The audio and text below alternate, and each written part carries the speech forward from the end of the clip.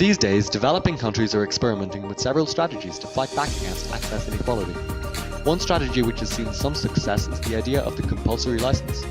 A compulsory license is when a government mandates that a pharmaceutical company license out production rights for a drug to a generic manufacturer at a price set by the government which is often a fraction of the market value. In 2007, Brazil obtained its first ever compulsory license, demanding that Merck license the anti-HIV drug efavirenz. 7 years later, India followed suit, granting a compulsory license for cancer drug sorafenib to the generics manufacturer Natco Pharma Limited. Bayer was forced to sell sorafenib to Natco for 1/30th of the previous sale price. These efforts have proven that generic production and compulsory licensing are effective in improving access to life-saving drugs in the developing world. And it's estimated that Brazil saved over $1 billion by providing its citizens with cheap antiretroviral treatment.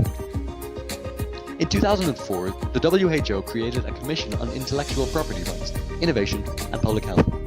22 studies were carried out, and it was concluded that intellectual property laws in developing countries do not have a substantial effect on pharmaceutical innovation. So, compulsory licensing seems to work, as a partial solution to an enormous problem. But it addresses only one of the flaws inherent in the patent-based market economy for new medicines. One idea which illustrates the staggering disparity in healthcare access between the global rich and the global poor is the 1090 gap.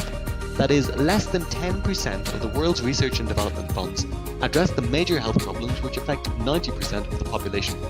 Developed countries pour billions annually into the cure for male pattern baldness, while in the developing world, 10 million children die preventable deaths every year. It is clear that this is the result of economic incentives which favour the problems of those with money. But is there anything we can do about it?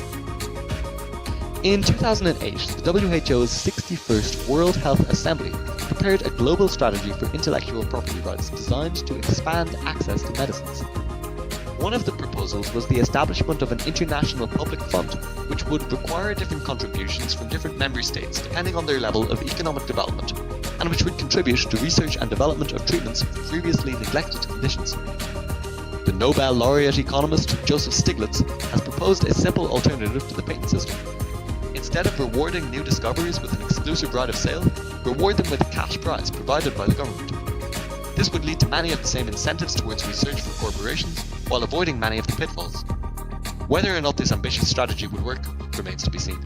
For now, we're stuck with the patent system, for better or for worse.